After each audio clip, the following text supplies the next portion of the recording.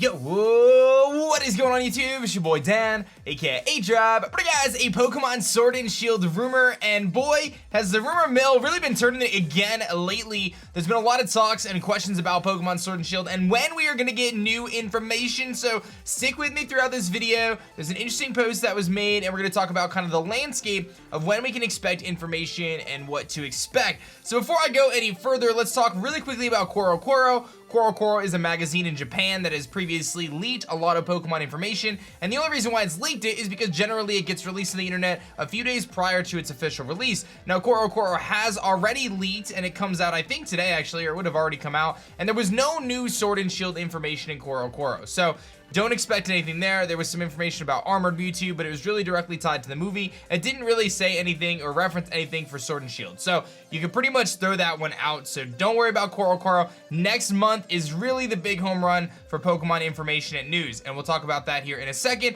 But before we go any further, hit that like button and subscribe if you guys are new for daily Pokemon content, man. Alright, so Nintendo has officially announced that for their E3 lineup, they will be doing a Nintendo Direct on June 11th, starting at 9 a.m. Pacific time, which is at 12 o'clock Eastern time, and you can check out the Nintendo Direct going down on their channels. They're probably gonna have it on Twitch and YouTube and everything like that, and then they're gonna have E3 coverage where they're gonna have like a Treehouse Live where they play through games, stuff like that, and there's a very legitimate possibility that we could actually get gameplay footage, actual live playable gameplay footage of Pokemon Sword and Shield at E3. That's going to be the big splash. I have a feeling they're going to drop some big bombs for E3. It's the biggest gaming convention kind of showcase for developers and stuff like that. So it's a really good opportunity for them to drop some cool information and really give some pretty sick stuff. So stay tuned for E3. Now, I want to talk really quickly about this. This is PokeJungle. They talked about some Sword and Shield news. Pretty interesting stuff. They actually thought that there was going to be a reveal yesterday. That did not happen, unfortunately. This was basically talking about how the fact that basically Sun and Moon and X and Y, they kind of debuted on the second Tuesday of May. Well, the second Tuesday of May passed, so unfortunately, no information there. So sorry, Paul. I love you, buddy, but it didn't quite work out this time. But anyway, let's talk about this rumor, because this is what we're really here for. And I want to obviously mention that this is complete rumor, speculation. There's nothing confirmed about this. It's someone posted. Perhaps they have inside information. Perhaps they don't. We're going to talk about it anyway. I kind of go through it and give my thoughts and everything like that. And it should be pretty good stuff, man. You guys ready to jump into it? Let's do it. But first, I'm going to tell you guys about G Fuel really quickly. If you guys don't know, I love this stuff. I drink it every single day. It's an energy formula. You can mix with water. It's a powder. They have so many different flavors, man. I'm actually drinking peach iced tea, but I've been mixing blue ice and sour cherry and all that stuff. Anyway, it's amazing. You can use code aDrive right now to get 30% off. I'll put that in the description below. If you drink energy drinks, please try G Fuel. I used to drink energy drinks. They're terrible for you. These are way better. 25 calories, 0 sugar. I'm telling you guys, you know I lost 60 pounds over the last few months. That was a big part of it, man. No doubt. Anyway, let's move on here. I had to tell you guys about that because my code's 30% off, and a lot of people keep asking me about G Fuel, so there's your deal there. Anyway, this post is action-packed full of information, so let's go. Pokemon Master League. There are 7 Pokemon gyms across the gallery. There's only 7 gyms. Every year, that team scouts a Pokemon trainer, and they are the representative. They travel to the other 6 gyms, and they defeat the gym master, and you collect a piece of the coat of arms. It's like this big tradition in the Galar region where they select gym masters, then the gym masters have to travel to the other gyms and collect the coat of arms, etc. The representative is that you complete the task in the final competition with one another for the championship cup. So the gym leaders are like the best trainers in the region. They travel around, they collect the coat of arms, they take on other challengers and stuff like that, and they ultimately compete in the championship cup. The player character and the rival, Sean, live in Dustart Town. Big fans of the Master League on television, and you receive your starter. You decide to attempt to win the championship cup for Dustart Town and put them on the map. Effectively, you're the 8th gym leader. So 7 gyms, and then you're potentially the 8th gym leader that travels around to beat the gym leaders and then ultimately compete in the championship cup.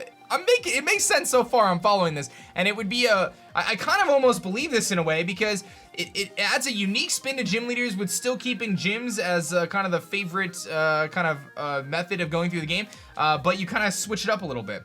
Professor Poplar studies the interaction of plants and Pokemon. Daughter and assistant Crystal is battle obsessed and becomes another rival aiming to win the championship cup for Dustart Town. So 3 people, you and your 2 rivals, the professor's assistant and then your rival. She carries around a potted plant sticking out of her backpack that's an unknown species, appears to react positively to Pokemon battles. So maybe it's the Piranha plant from Mario. Probably not. Gym masters include Heather, who's a fire type. A gym master, she's a skilled mechanic who works and trains in her spare time. Samus, a water type gym master who's regarded for his good looks. Shoot, the grass type, who is a star baseball player from the Unova region. He decided to switch professions and proved to be equally good at Pokemon battling. And we do know that there was obviously baseball in Black and White. There was like football and stuff like that. There was the different trainer characters. So that does tie in. New fire Pokemon, Rosstail. It's a red squirrel Pokemon, which I believe are native in Europe. Because we have like gray and ugly squirrels here, but red squirrels are really nice. With a large tail that acts as a heated blanket it could use to keep its young warm, as well as roast nuts. Its new ability, Flambe, increases the effectiveness of HP restoring berries. Heather uses it in Sword, but it's switched with Fletchling for Shield. That part is a little weird to me that it would be in one game but not the other, and Fletchling's in the other, but who knows. New normal Pokemon, Snoopup. It's a bloodhound with huge ears covering its eyes, but it has a big nose. A popular Pokemon in the Galar region among elders due to its ability to find lost items. It has Pickup and Frisk. New rock, which all makes sense, right? New rock Pokemon called Cavity. It's a monstrous mouth of stalactites and stalagmites. Fun fact, you can always tell the difference between stalactites and stalagmites because stalactites is a C in the word, which is for ceiling, and stalagmites is a G in the word, which is for ground. That's your fun fact of the day. That pretends to be a cave entrance, devouring those who enter. New ability, Swallowhole, which traps Pokemon with its biting moves. If that's legit, that is so cool. If it has like Crunch and Ice Fang and all that stuff, and it like can use those Fang moves to trap Pokemon, kind of like an arena trap, it would be really cool. We've seen some more trapping type moves with Anchor Shot and Spirit Shackle. Really cool option. I love that idea. This idea is sick. New poison and ice type called Virus. It's a dangerous virus frozen in a prison of ice. It emits smoky gas that is dangerous to breathe. Its new ability, Black Ice, causes all vulnerable Pokemon to be badly poisoned if it's hit by a fire type attack. So if you hit them with a fire type, you get badly poisoned because it releases the toxic gases. That sounds so crazy. It almost could be true, man. This part is where things get kind of weird and a little confusing, and I wonder if it's like a translation thing, but a Ditto follows you around. It can't, so I mean, we know Rotom followed you around for the rotom-dex, so I guess this isn't that crazy, but Ditto follows you around. It can transform into the 3 starters and follow you. Grookey can climb objects, Scorbunny can explore narrow spaces, and Sobble can find underwater caves, so those seem to be different kind of HM type deals. Transforms into ride Pokemon, including riding Rapidash, flying on Staraptor, and surfing on Feraligatr.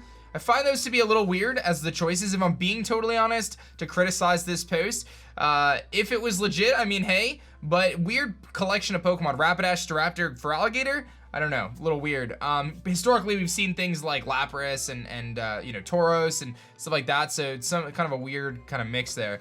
It transforms into D-Pad, an iPad-like device that acts as the pause screen with a mix of gimmicky features such as a real-world planner with useful functions such as the type chart, tutorial videos, town map, Wi-Fi features. The Pokedex is a normal dex, but it resembles Switch a bit and can dock into Pokemon Center PCs. Okay, so that's pretty interesting. I think this makes sense. I think it would be great for them to include things like the type chart and tutorial videos and stuff like that accessible for newer players. You find 18 elemental armors in the game that Pokemon can hold based on the types. 1 Pokemon per battle can armor set on the turn that they protect. So I guess you can hold the item, the armor, and then you can set your armor. They become the corresponding type defensively, but they still have stab based on their natural type. So if it's, let's take an easy example here. Let's take Feraligatr, which is a water type, but it's holding the grass type armor set. It would have resistances for grass type, but it would still get boosts on its water type moves. It gets a reduction of speed, but a defensive boost corresponding to old types of physical special distinction, meaning fire and water get defense, fighting and bug get special defense up. So it's kind of reversed. So if you go based on what it used to be, the physical special split, fire, water, electric, grass, those are all special attacks, whereas fighting, bug, I think ghost, poison, things like that were all physical. So it's reversing which one you get. So if it was a physical before, it would get a defense boost. I don't know where fairy falls into that, probably special. Also, bonus abilities based on armor. Fire can burn on contact, grass is going to heal in grassy terrain, and we've seen rumors similar to this. I remember reading a rumor about like a Never Melt Ice that can boost the power or increase the freeze chance of stuff, so there's some pretty interesting stuff. Most Pokemon receive color correspondent or effect around the model of armor set. Some Pokemon have unique armor looks, some armor designs regardless of what type, but the aura surrounding them changes color. Rapidash wearing horse armor, Electivire gets Gigantar armor, Manchow looks like he came from the Dynasty Warriors. Merely cosmetic bonuses don't grant additional bonuses what the normal armor does. The Galar region is the birthplace of Pokemon battles, used to be violent gladiator battles till two warriors were engaged in a Pokemon battle that lasted an entire year, neither one giving an inch, with both teams of the trainer Pokemon expiring at the conclusion of the fight. A technical tie, their weapons and armor were crafted into suits of armor, representing them and being held in high esteem. This led to Pokemon battle being revised and to be more honorable and rule-based instead of chaotic battles. This is actually so sick. So this is basically saying that the Galar region was the origin of Pokemon battles, and it used to be like way more kind of violent and like no rules, and then they decided that they were going to institute rules to Pokemon battles. You have to take turns attacking, and you have to do 1-on-1 or 2-on-2 and things like that. And you can, you know, only use items at a certain point, whatever it is, right? The Sword legendary is a Divine Assault Pokemon, Remedius. Shield legendary is the Heavenly Guard Pokemon, Remedius. So Remedius and Remedius both are pure steel and are living suits of armor. Remedius is blue and more streamlined, while Remedius is red and bulkier. Exists as their own Pokemon that they can turn into E-Armor. A Pokemon equipped can transform into wielded Remedius or wielded Remedius. These are the same living armors, but now a Black Wolf creature wearing the armor. In this form, they have stats and steel typing of Remedius and Remedius, but retain the moves and normal style of the Pokemon wearing the armor. These are like the forms seen on the box art. I don't know when this is going to be divulged, but I assume at E3. So, honestly, when I think of this post as a whole, I can see this information coming in a trailer. Like, there's a lot of information in this post, but it's not a crazy amount when you think about it. Like, I can see all these things being revealed in like a short period of time in a presentation, so that's not all that crazy to me. I need to know what you guys think about this. My gut says there is some possibility here. Like, normally I'm pretty skeptical, and I am going to continue to be skeptical. I'm not sitting here saying this is real or true under any stretch of the imagination, but I am saying that I can see this being legit. And what really gets me is I think there was a lot of creativity in these ideas here for these Pokemon. The Ditto thing makes sense to me. I think the armor thing makes sense without being insanely broken. The idea of getting the elemental armors and things like that. The way the gyms are apparently, I'm gonna say it as if it's real, but obviously speculation. The way the gyms are set up, I could see that being legit, where you travel around the region and you still compete for the gyms, but the gym leaders are ultimately trying to collect these different armors so that way they can compete in the championship cup, and that's like the whole thing with the stadiums and all. A lot of potential, and we know there's going to be some new mechanic to this game, right? We know there's going to be something new. We saw Mega Evolution, we saw Z moves. There's going to be something. A lot of speculation around armor. It makes a lot of sense for it to be armor. I don't know if I want it to be armor, but this way, if this is how it is with armor this way, where it's like you hold the armor, they slow your speed down, but you get like a different typing, that could actually be really clutch, especially for Pokemon that have massive weaknesses. You think of a Pokemon like Volcarona, for example, which has a lot of weaknesses, but is a really good Pokemon otherwise. What if you turn Volcarona into, defensively, something like a normal type? Or, you know what I mean? Like, what if it wore a normal type armor or a fairy type armor? Like, the things that are not, let's think about this, right? What's good against bug and fire? Fire types are really good. So what if you made Volcarona a water type in defensive armor, and it can set up and resist bug, fire, rot? It's not weak to stealth rocks anymore. Like, there's so much possibilities from a competitive perspective if that is the case. So that could be really cool, actually. I'm very interested to see what comes next, man. But I would say, hang in there, guys. I'm with you. I want new Sword and Shield in for myself. I don't think we're getting anything to E3 in this point, but that's about 3.5 weeks away. So keep your fingers crossed. Hit that like button down below. Subscribe if you guys are new. Code aDrive gets you 30% off G Fuel for the next few days, so you can check that out in the description. And that's going to be it for me, guys. My name is Dan. I also go by aDrive, and I'll catch you guys on the next one. Peace.